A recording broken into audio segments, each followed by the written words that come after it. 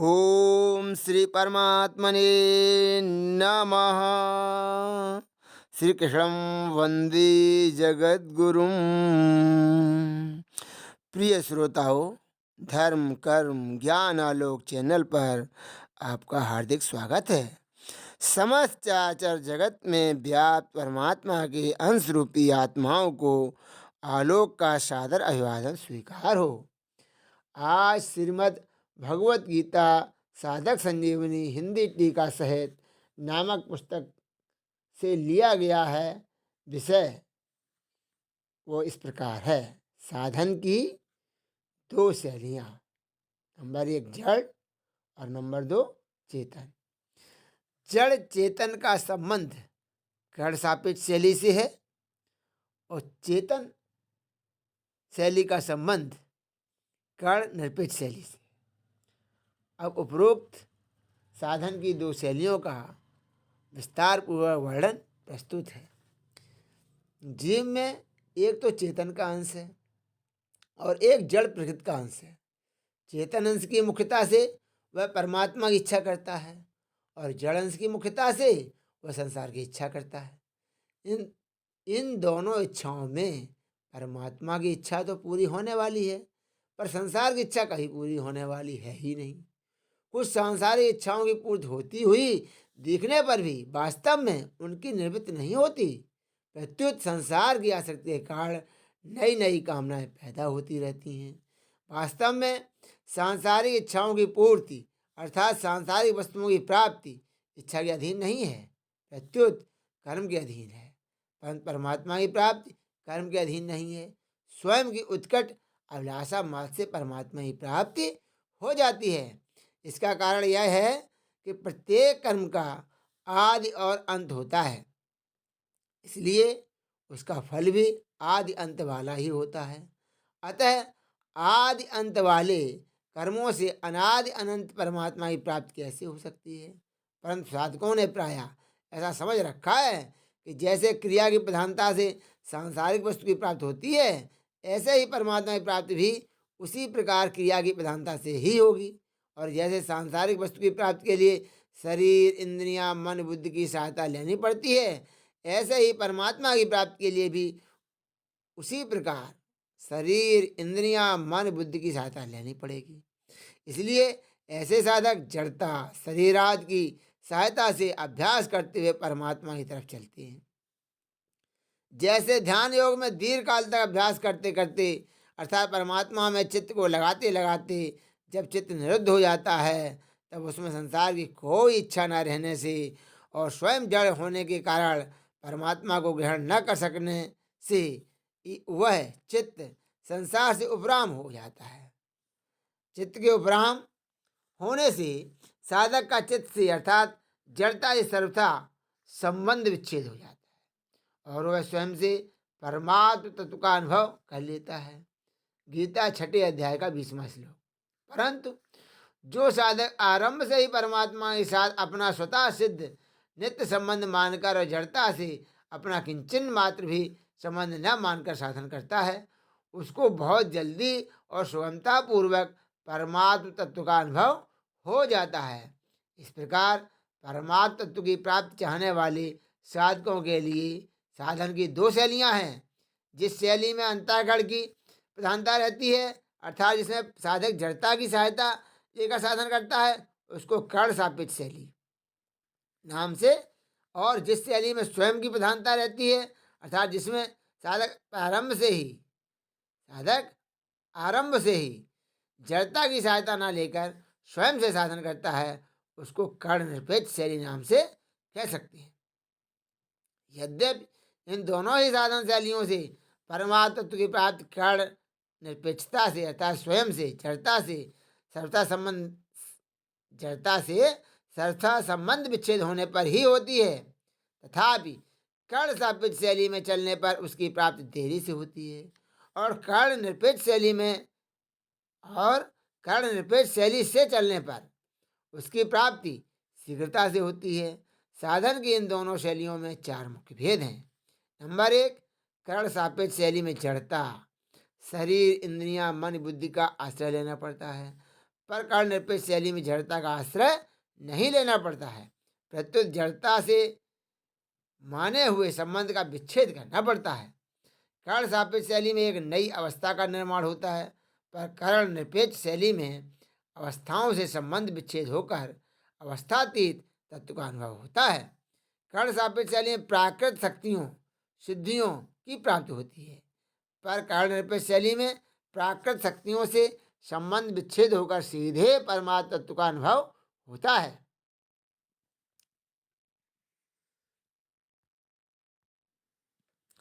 अगर करण सापेक्ष शैली चित्त वृत्ति निरोध से सीधे परमात्म तत्व की प्राप्ति हो जाती तो पातंजल योग दर्शन का विभूत पाद जिसमें सिद्धियों का वर्णन है व्यर्थ हो जाता। कर्ण सापेक्ष शैली से जिन सिद्धियों की प्राप्ति होती है वे तो परमात्म तत्व की प्राप्ति में विघ्न हैं। पातंजल योग दर्शन में भी उन सिद्धियों को विघ्न रूप से माना गया है। वे समाधा बुपसर्गा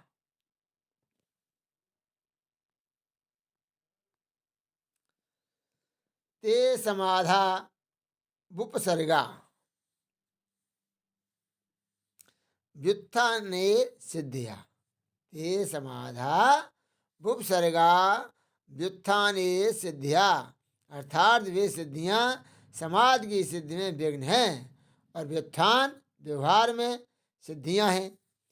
स्थान्योपनिमंत्रणे संस्मयाकरणम पुनर्निष्ठ प्रसंगात, अर्थात लोकपाल देवताओं के द्वारा अपने लोगों की भोगों का लालच देकर बुलाने पर न तो उन भोगों में राग करना चाहिए और न अभिमान करना चाहिए, क्योंकि ऐसा करने से पुनः अनिष्ट पतन होने की संभावना है।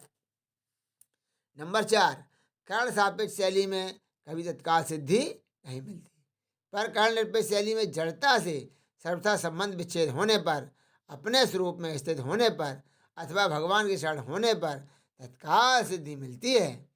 पातंजल योग दर्शन में तो योग की सिद्धि के लिए कर्ण सापेक्ष शैली को महत्व दिया गया है, पर गीता में योग की सिद्धि के लिए कर्ण निरपेक्ष शैली को ही महत्व दिया गया है। परमात्मा मन लग गया तब तो ठीक, पर मन नहीं लगा तो कुछ नहीं हुआ, यह कर्ण सापेक्ष शैली है। परमात्मा मन लगे या न लगे कोई बात नहीं, पर स्वयं परमात्मा में लग जाए यह कर्ण निरपेक्ष शैली है। तात्पर्य यह है कि कर्ण सापेक्ष शैली में परमात्मा के साथ मन बुद्धि का संबंध है और कर्ण निरपेक्ष शैली में मन बुद्धि से संबंध विच्छेद पूर्वक परमात्मा के साथ स्वयं का संबंध है। इसलिए कर्ण सापेक्ष शैली में अभ्यास के द्वारा क्रम से सिद्ध होती है, पर कर्ण निरपेक्ष शैली में अभ्यास की आवश्यकता नहीं है, कारण कि स्वयं का परमात्मा के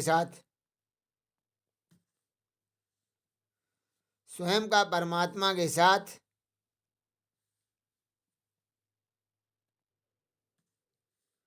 स्वतः सिद्ध नित्य संबंध नित्य योग है।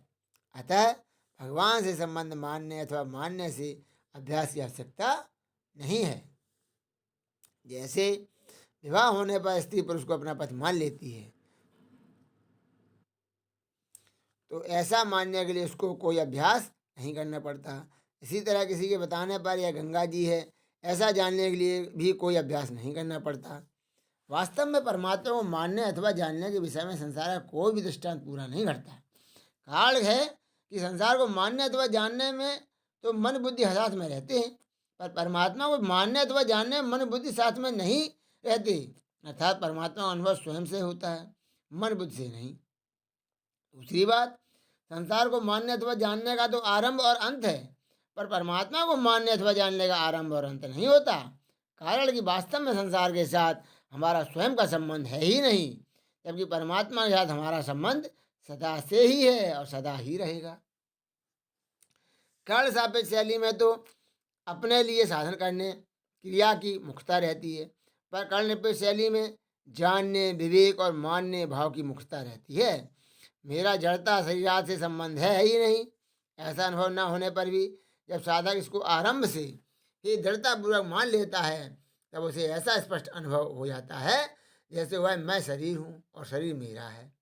इस प्रकार गलत मान्यता करके बंधा था, ऐसे ही मैं शरीर नहीं हूँ और शरीर मेरा नहीं है। इस प्रकार सही मान्यता करके मुक्त हो जाता है। कोई माने हुई बात ना मानने से मिट जाती है, यह सिद्धांत है। इसी बात को भगवान ने गीता में कहा है कि अज्ञानी मनुष्य शरीर से संबंध जोड़कर उससे होने वाली क्रियाओं का कर्ता अपने को मान लेता है। अहंकार विमूढ़ात्मा कर्ता रहामिति मन्यते। अध्याय 3 श्लोक 27। परंतु ज्ञानी मनुष्य उन क्रियाओं का कर्ता अपने को नहीं मानता। नैव किंचित करोमीति युक्तो मन्येत तत्त्ववित्। नैव किंचित करोमीति युक्तो मन्येत तत्त्ववित्। गीता अध्याय श्लोक 8वां। गीता अध्याय 5 श्लोक 8वां। तात्पर्य यह हुआ कि अवास्तविक मान्यता को मिटाने के लिए वास्तविक मान्यता करनी जरूरी है। मैं हिंदू हूँ, मैं ब्राह्मण हूँ, मैं साधु हूँ आदि मान्यता इतनी दृढ़ होती हैं कि जब तक इन मान्यताओं को स्वयं नहीं छोड़ता तब तक इनको कोई दूसरा नहीं छोड़ सकता। ऐसे ही मैं शरीर हूँ, मैं करता हूँ आदि मान्यताएं भी इतनी दृढ़ हो जाती हैं कि उनको छोड़ना साधक को कठिन मालूम होता है। परंतु ये लौकिक मान्यताएं अवास्तविक असत्य होने के कारण सदा रहने वाली नहीं है, प्रत्युत मिटने वाली हैं। इसके विपरीत मैं शरीर नहीं हूँ, मैं भगवान का हूँ आदि मान्यताएं वास्तविक सत्य होने के कारण कभी मिटती ही नहीं, प्रत्युत इनकी विस्मृति होती है, उनसे विमुखता होती है। इसीलिए वास्तविक मान्यता दृढ़ होने पर मान्यता रूप से नहीं रहती है, प्रत्युत बोध अनुभव में परिणित हो जाती है। यद्यपि गीता में कर्ण सापेक्ष शैली का ही वर्णन किया गया है, जैसे 4 अध्याय के 24वें से 30वें तक तथा 34वें श्लोक 6 अध्याय के 10वें से 28वें तक, 8वें अध्याय के 8वें से 16वें तक और 15वें अध्याय का 11वां श्लोक आदि। तथा मुख्य रूप से कर्ण निरपेक्ष शैली का ही वर्णन हुआ है, जैसे 2 अध्याय का 48वां तथा 55वां, 3 अध्याय का 17वां, 4 अध्याय का 48वां, 5वें अध्याय के 12वें का पूर्वार्ध, 6 अध्याय का 5वां, 9वें अध्याय का 30वां, 31वां, 12वें अध्याय का 12वां, 18वें अध्याय का 62वां, 66वां तथा 73वां श्लोक आदि आदि। इसका कारण यह है कि भगवान साधकों को शीघ्रता से और सुगमता पूर्वक अपनी प्राप्त कराना चाहते हैं। दूसरी बात, अर्जुन को युद्ध की परिस्थिति प्राप्त होने के कारण अपने कल्याण का उपाय पूछा है, अतः उनके कल्याण के लिए कर्ण निरपेक्ष शैली ही काम में आ सकती है, क्योंकि कर्ण निरपेक्ष शैली में मनुष्य प्रत्येक परिस्थिति में और संपूर्ण शास्त्रीय कर्म करते हुए भी अपना कल्याण कर सकता है। इसी शैली के अनुसार अभ्यास किए बिना अर्जुन का मोह नाश हुआ और उनकी स्मृति की प्राप्ति हुई। 18वें अध्याय का 73वां श्लोक। साधन की कर्ण निरपेक्ष शैली सबके लिए समान रूप से उपयोगी है, क्योंकि इसमें किसी विशेष योग्यता, परिस्थिति आदि की आवश्यकता नहीं है। इस शैली में केवल परमार्थ प्राप्ति की उत्कट अभिलाषा होने से ही तत्काल जड़ता से संबंध विच्छेद होकर नित्य प्राप्त परमात्म तत्व का अनुभव हो जाता है। जैसे कितने ही वर्षों का अंधेरा हो, एक दिया जलाई जलाते ही वह नष्ट हो जाता है, ऐसे ही जड़ता के साथ कितना ही पुराना अनंत जन्मों का संबंध हो, परमात्म प्राप्ति की उत्कट अभिलाषा होते ही वह मिट जाता है। इसलिए उत्कट अभिलाषा कर्ण सापेक्षता से होने वाली समाधि से भी ऊंची चीज है। ऊंची से ऊंची निर्विकल्प समाधि हो, उससे भी व्युत्थान होता है और फिर व्यवहार होता है, अर्थात समाधि का भी आरंभ और अंत होता है। जब तक आरंभ और अंत होता है तब तक जड़ता के साथ संबंध है। जड़ता के संबंध विच्छेद होने पर साधन का आरंभ और अंत नहीं होता है, प्रत्युत परमात्मा से नित्य योग का अनुभव हो जाता है। जब तक जड़ता का संबंध रहता है तब तक 2 अवस्थाएं रहती हैं, क्योंकि परिवर्तनशील होने से जड़ प्रकृति कभी एक रूप नहीं रहती। अतः समाधि और व्युत्थान ये दोनों अवस्थाएं जड़ता के संबंध से ही होती हैं। जड़ता के संबंध विच्छेद होने पर सहजावस्था होती है, जिसे संतों ने सहज समाधि कहा है। इससे फिर कभी व्युत्थान नहीं होता। वास्तव में देखा जाए तो परमात्मा से वियोग कभी हुआ ही नहीं, होना संभव ही नहीं। केवल संसार से माने हुए संयोग के कारण परमात्मा से वियोग प्रतीत हो रहा है। संसार से माने हुए संयोग का त्याग करते ही परमात्म तत्व के अभिलाषी मनुष्य को तत्काल नित्य योग का अनुभव हो जाता है और उसमें स्थायी स्थिति हो जाती है। अंतःकरण को शुद्ध करने की आवश्यकता भी कर्ण सापेक्ष शैली में ही है, कर्ण निरपेक्ष शैली में नहीं। जैसे कलम बढ़िया होने से लिखाई तो बढ़िया हो सकती है, पर लेखक बढ़िया नहीं हो जाता। ऐसे ही कर्ण अंतःकरण शुद्ध होने से क्रियाएं शुद्ध हो सकती हैं, पर कर्ता शुद्ध नहीं हो जाता। कर्ता शुद्ध होता है अंतःकरण से संबंध विच्छेद होने से, क्योंकि अंतःकरण से अपना संबंध मानना ही मूल शुद्धि है। नित्य प्राप्त परमात्म तत्व के साथ जीव का नित्य योग स्वतः सिद्ध है, अतः उसकी प्राप्ति में कर्ण की अपेक्षा नहीं है, केवल उधर दृष्टि डालनी है। जैसा कि श्री रामचरितमानस में आया है, शंकर सहजे स्वरूप तुम्हारा, अर्थात भगवान शंकर ने अपने सहज स्वरूप को संभाला। शंकर सहज स्वरूप संहारा, अर्थात भगवान शंकर ने अपने सहज स्वरूप को संभाला, उसकी तरफ दृष्टि डाली। संभाली चीज वह होती है जो पहले से ही हमारे पास हो और केवल दृष्टि डालने से पता लग जाए कि यह है। ऐसे ही दृष्टि डालने मात्र से नित्य योग का अनुभव हो जाता है, परंतु सांसारिक सुख की कामना, आशा और भोग के कारण उधर दृष्टि डालने से उसका अनुभव करने में कठिनता मालूम देती है। जब तक सांसारिक भोग और संग्रह की तरफ दृष्टि है, तब तक मनुष्य में यह ताकत नहीं है कि वह अपने स्वरूप की तरफ दृष्टि डाल सके। अगर किसी कारण से, किसी खास विवेचन से उधर दृष्टि चली भी जाए तो उसका स्थायी रहना बड़ा कठिन है। कारण कि नाशवान पदार्थों की जो प्रियता भीतर में बैठी हुई है, वह प्रियता भगवान के स्वतः सिद्ध संबंध को समझने नहीं देती, और समझ में आ जाए तो स्थिर नहीं रहने देती। हाँ, अगर उत्कट अभिलाषा जागृत हो जाए कि उस तत्व का अनुभव कैसे हो, तो इस अभिलाषा में यह ताकत है कि यह संसार की आसक्ति का नाश कर देगी। गीतोक्त कर्मयोग, ज्ञान योग और भक्ति योग तीनों ही साधन कर्ण निरपेक्ष अर्थात स्वयं से होने वाले हैं। कारण की क्रिया और पदार्थ अपने और अपने लिए नहीं है, प्रत्युत दूसरों के और दूसरों की सेवा के लिए ही हैं। मैं शरीर नहीं हूँ और शरीर मेरा नहीं है, मैं भगवान का हूँ और भगवान मेरे हैं। इस प्रकार विवेक पूर्वक किया गया विचार अथवा मान्यता कर्ण सापेक्ष अभ्यास नहीं है, क्योंकि इसमें जड़ता से संबंध विच्छेद है। अतः कर्मयोग में स्वयं ही जड़ता का त्याग कराता है। अतः कर्मयोग में स्वयं ही जड़ता का त्याग करता है। ज्ञान योग में स्वयं ही स्वयं को जानता है, और भक्ति योग में स्वयं ही भगवान के शरण होता है। गीता की साधक संजीवनी टीका में भी साधन की कर्ण निरपेक्ष शैली की ही मुख्यता दी गई है, क्योंकि साधकों का शीघ्रता से और सुगमता पूर्वक कल्याण कैसे हो, इस बात को सामने रखते हुए यह टीका लिखी गई है। उपरोक्त वर्णन से स्पष्ट है कि साधन की दो शैलियां हैं। नंबर 1 कर्ण सापेक्ष शैली, अर्थात साधक जड़ता की सहायता से लेकर साधना करता है, और नंबर 2 कर्ण निरपेक्ष शैली, अर्थात साधक आरंभ से ही जड़ता की सहायता न लेकर स्वयं से साधना करता है। वास्तव में जड़ शरीर और चेतन आत्मा दोनों एक दूसरे के पूरक हैं, एक के बिना दूसरे का कोई अस्तित्व नहीं है। तुलसीदास जी ने भी संबंध में श्री रामचरितमानस में लिखा है, जड़ चेतन जग जीव जत सकल राममय जान, वंदौ सबके पद कमल सदा जोरी जुग पान। इसी शरीर और आत्मा के संबंध को बताते हुए किसी कवि ने लिखा है, साकार से ही जाहिर है निराकार की हस्ती, साकार ना होता तो निराकार ना होता।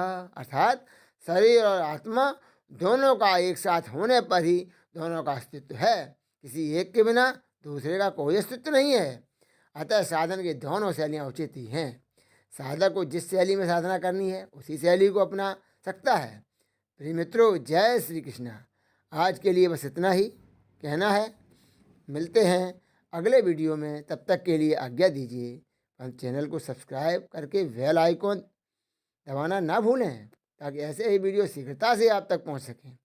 इसके साथ ही वीडियो को लाइक, कमेंट और शेयर भी करें। धन्यवाद। राधे राधे।